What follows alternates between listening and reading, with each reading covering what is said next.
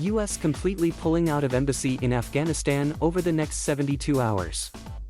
The withdrawal of embassy personnel marks a rapid acceleration of the process that had only been announced on Thursday, and is a situation that many State Department security officials expected would have to happen given the speed with which the Taliban has gained territory in Afghanistan in recent days. The decision to pull diplomatic personnel out of the country comes as the Afghan government is in talks with the Taliban over the country's future as the militant group surrounded Kabul on Sunday after taking control of every other major city across the country in just 2 weeks. The talks between the government and the Taliban signal a likely end, or transformation, of the embattled government of Afghan President Ashraf Ghani, and puts the militant group closer to the precipice of control over the entire country. The fact of the matter is, had the president decided to keep forces in Afghanistan beyond May 1st, attacks would have resumed on our forces.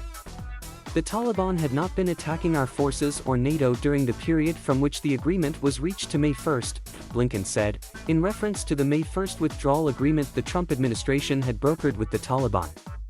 The offensive you are seeing across the country now to take the provincial capitals would have commenced. We would have been back at war with the Taliban, he added. The secretary also noted that the U.S. plans to keep in place in the region the capacity to see any re-emergence of a terrorist threat and to be able to deal with it. Biden announced on Saturday that he had authorized an additional direct deployment of 1,000 troops to Afghanistan to make sure we can have an orderly and safe drawdown of U.S. personnel and other allied personnel and an orderly and safe evacuation of Afghans who helped our troops during our mission and those at special risk from the Taliban advance. The president's authorization of 5,000 troops on Saturday included 1,000 who are already on the ground in country, according to a defense official. A battalion of 1,000 troops from the 82nd Airborne Division were redirected to Kabul, instead of their original standby position in Kuwait. The Pentagon had previously announced 3,000 additional troops were on their way, the defense official said.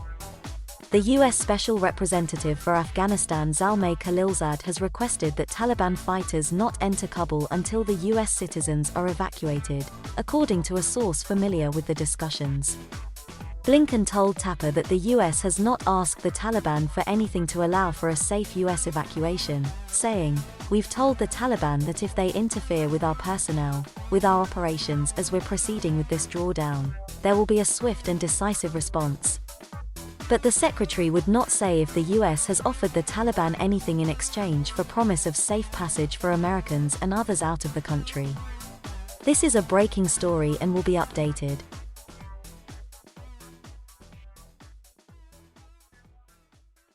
Thank you for watching.